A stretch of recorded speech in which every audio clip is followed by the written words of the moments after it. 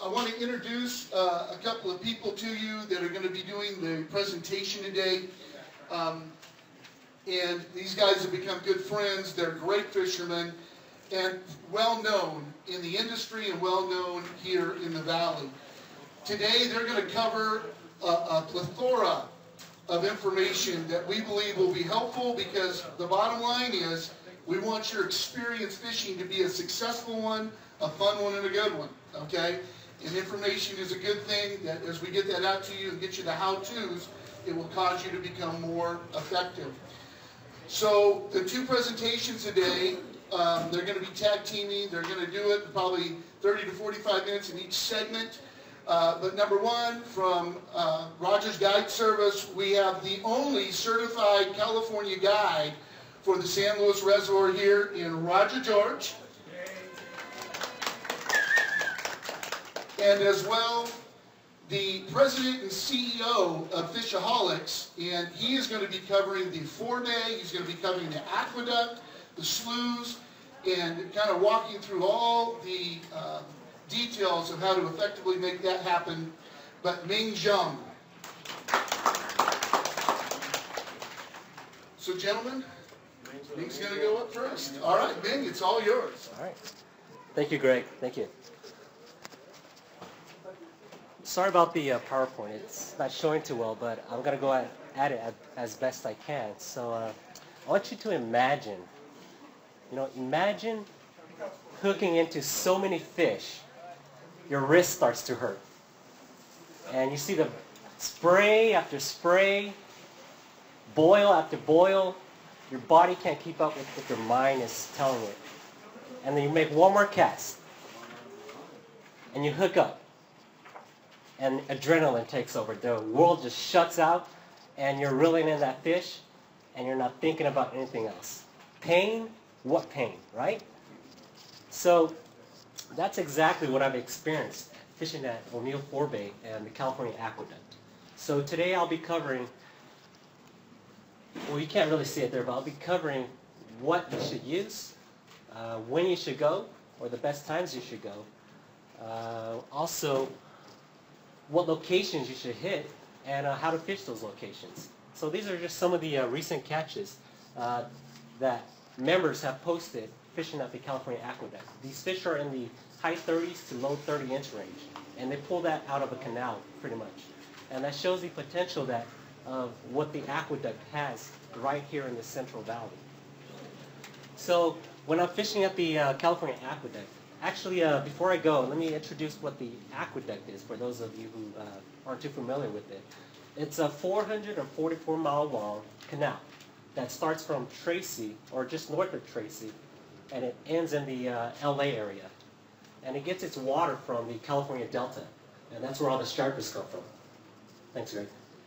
So if you want to fish this place, a lot of guys will talk about, yeah, I fished the North Ducks today. Yeah, I fished the South Ducks today. Now, the aqueduct is so vast and diverse in its entirety that there are sections of the aqueduct that does vary. So the North Ducks, which starts just north of Tracy and it ends near Forebay, or O'Neill Forebay, that part of the aqueduct is a lot narrower. And it has fish that are typically smaller, but you do catch bigger fish there. And the next part of the aqueduct is the Central Ducts. And that part of the aqueduct starts from O'Neill Forebay and it ends near Kettleman City. That part has the widest part, or it's the widest part of the aqueduct, and it has a lot of vegetation on the sides. And most of it's farmland, and they have a lot of these grates that pull in water to irrigate their farm, and the bayfish will often congregate in those grates. And that's where stripers like to pretty much target these little bayfish. And you have your South Ducts, which starts from Kettleman City all the way to the Grapevine area. And this part of the aqueduct is a lot narrower than the Central Ducts, but the fish here are bigger as well. And there's an area by the, they call it the Buena Vista Golf Course, that's really popular. And that area, a lot of guys have been pulling out a bigger fish there as well. And actually those three bigger fish that I showed earlier, those are, okay, I believe those are from the, were caught in the Central Ducts. That's most of Fresno County. So you have your AV ducts, which stands for Antelope Valley ducts. That's all the way by Palmdale area. And that part of the aqueduct is a lot narrower, and it's harder to catch fish there. But when you do hook up, it's usually a bigger fish. So that's kind of the, I don't know, general overview of what the aqueduct is all about. So when I fish the aqueduct, I like to carry lighter gear. I usually carry a Phoenix M1 rod, and I'll kind of show that to you guys in a bit. But the Phoenix M1 rod is a light rod. It has a strong backbone that you can actually pull these stripers out of the canal, because that canal is pretty steep. It's pretty dangerous if you're not watching your step. It's pretty slippery. And I like to pair that with a Lew's reel. Now the Lew's, you can cast pretty far with the Lew's reel. It's really light. It's about 6 ounce. And what I like to tie on my Lew's, or the type of line I like to use braided. Now braided doesn't stretch at all. So when you feel that tug, it's instant hookup once you set your hook. And also the advantage of using braid is you can feel the slap from the striper a lot easier when you're fishing. One more little device I like to use. Oops. Sorry about that, guys. It's called a little planer board, and this is actually a Lure Jensen planer board. And what it does, sorry guys. Okay. What it does is it pulls your lure out to a specific depth, or not depth, distance from the concrete wall, and you can actually walk down the aqueduct that way. And I'll go into a little more detail about that. And for the guys that do like to soak bait, you can actually, or I like to use the fish finder's rig, and that essentially is just a hook. I like to use an octopus hook. Gamakatsu size 2 or 3 works for me, and tie that onto a mono leader, typically 2 to 4 feet long, and tie that onto a swivel. Now with your main line, put that through a slider and tie that onto the other side of the swivel, and then you have yourself a little fish finder's rig. Now the advantage of using that for soaking bait is because when the striper actually takes the bait, it doesn't feel the tug from your sinker, and it actually holds on a little longer for the hook to actually set in the fish. So some of the popular locations that people fish at are checkgates. Now checkgates are these areas where they allow the flow of water. So they control the flow of water along the California Aqueduct. And they have these huge gates that open and close. They're all automated, so I have no idea when they open or not. But these areas attract stripers to this area because it kicks up sediment and it disorients baitfish. When baitfish get kicked under these huge gates, they get disoriented. Stripers will pick them off for easy pickings. Now it also concentrates baitfish because the current is so swift. These baitfish, they can't keep up with the current. So they find the area with the least amount of current. And if you fish the California Aqueduct before, you'll often find that these baitfish are right by your feet. If you look down, you'll often see these little baitfish just struggling to keep up with the current. And that's typically where they're hunting at. Now to hunt this area, this is kind of a top-down view. You can kind of make out the walls here. So the water comes through here, goes under the gates, and through these slots, 4 slots, and it continues here down south. So that's kind of the flow of the water. What I like to do when I'm fishing check gates is I start out here, right at this corner, and then I cast parallel to this wall here. The reason why I'm doing that is because the stripers, they're usually hunting shallow if they're in an active mood. So I want to target those fish first. And then if I don't get anything there, I'll fan cast and try the rest of the area. Now if that doesn't work, I'll go here and cast parallel to this wall and try to catch those shallow fish. And then I'll try this location and cast out here and fan cast. And that's typically how I start fishing check gates. Now if you're soaking bait, you don't want to stay in that area too long. I'd say 15 to 20 minutes. You can try anywhere you want. If no fish are biting in 15 to 20 minutes, move down another 10 or 15 yards, and you can soak bait there and keep moving and repeat. Because stripers move around a lot. They can travel up to 13 miles a day, so you should be moving as well. Now, another technique that you can use here is to fish inside these gates, but I'll go over that in a little bit. That's a little more advanced technique, a little bonus I want to give you guys. Another location that you can also fish is open water.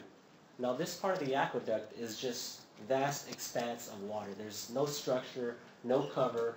It's one of the most intimidating places to fish. And it's one of the most least pressured places to fish, but it's also one of the most productive places to fish. And here's how you can start out fishing this area. Now, you can either blind cast with the jerk bait, such as your dual realities, your Lucky Crafts, your Steelers, and try to find these fish, just blind casting with the jerk bait. Or you can soak bait if you want to soak bait. And like I said, every 15-20 minutes, move down another 10 or 20 yards. But what I like to do is troll with a planer board, that little piece of little thing here I just showed you guys earlier. And with this little board, you can actually troll your lure with a 10-foot leader, and it pulls it out. Let's say you see the fish are jumping around 15 feet away from the wall. So you pull it out to 15 feet away from the wall, and then you walk the entire stretch of water. The advantages of using a planer board is you can cover a lot of water. You can cover as much water as you can until you can't walk anymore, pretty much. And one of the, another advantage of that is you can walk on the road itself. The aqueduct, there's actually the road, the dirt shoulder, and then there's the concrete wall. So you can actually walk on the road. It's a lot more comfortable, a lot safer. So it's a better technique to use when you're out there at the California Aqueduct. And when you're fishing with a planer board, what I like to do is when I do hook up into a fish, I can either troll back and forth and try to get the rest of the school to bite, or I can just fan cast with another rod or tie on a jerk bait or something and start casting out. And that's how you search for fish, with a planer board. And if you're not into trolling too much, you can start casting. One little cool thing I've been doing lately is to troll with 2 planer boards. If you have a two rod stamp, you can actually troll on the side of the aqueduct that's closest to you, and then plane out the other planer board to the other side of the aqueduct, and you can fish both sides that way. So it has its advantages that way. Now, the California Aqueduct has a lot of locations to fish at, and I really can't cover them all. But I want to cover the check gates again with the planer board. So it doesn't, yeah, you can't really see it, but with the planer board, you can actually fish inside these slots. And one thing about the aqueduct is these check gates account for less than 1% of the entire aqueduct. But it accounts for like 80 or 90% of the anglers that do fish there. So it's a highly pressured area. And it's a really productive area as well. So when these 4 little slots, those areas people can't get to because there's a chain link fence blocking them for safety reasons. And it's one of the prime locations to fish. I've seen stripers stacked up in there, bait fish that are just huddled in there, and they'll boil in there and try to snatch these bait fish away. So to get your lure inside these slots, you use a planer board. And on the surface of the water at these check gates, there's a certain point here where the water flows backwards. It reverses in flow. So that's the part of the area where you want to target. So you'll see it when you go there. You'll see the water flowing in reverse right into these gates. So what you want to do is cast your lure Jensen planer board with your lure already tied on and guide it inside these gates. The current will guide it for you pretty much.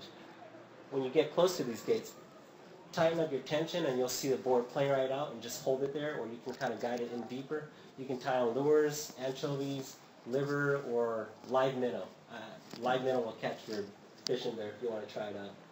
So like I said, the California Aqueduct has a lot of locations you can hit up. Some of these locations I won't go into detail, but I kind of want to browse through them just so you have an idea, get your gears rolling when you're out there to kind of spot, and you can kind of develop your own techniques. But irrigation pipes, a lot of farmers pump water back into the California Aqueduct, and that will create flow, and that will attract stripers because there's flow there. Grates, like I mentioned earlier, bait fish love hiding in grates. Stripers will wait outside to ambush these little bait fish. And then bridges. Bridges are great to fish, especially in the summer when the sun is blazing down. Stripers will hide in the shadow of the bridge, and you can target them that way. And it's another great location to try. And then you have These are sandbags, actually. They have sandbags along the aqueduct, certain parts of the aqueduct. And in the early spring, when the vegetation hasn't grown yet, these are the first locations where it grows. And bayfish will hide here first, which will attract more stripers to the area. So that's pretty much it for the aqueduct. Now, along its 444-mile journey, it empties out into several other reservoirs, and O'Neill Forebay happens to be one of those reservoirs. So check out the footage, and I'll kind of show you what I did to adjust to catch some of these fish. And the best way to do that is to slow down your boat and speed up again. And that's exactly what I did here. I tied on this speed lure 130. And I knew that if anything tried to eat it, like this guy right here, I'd get a hookup.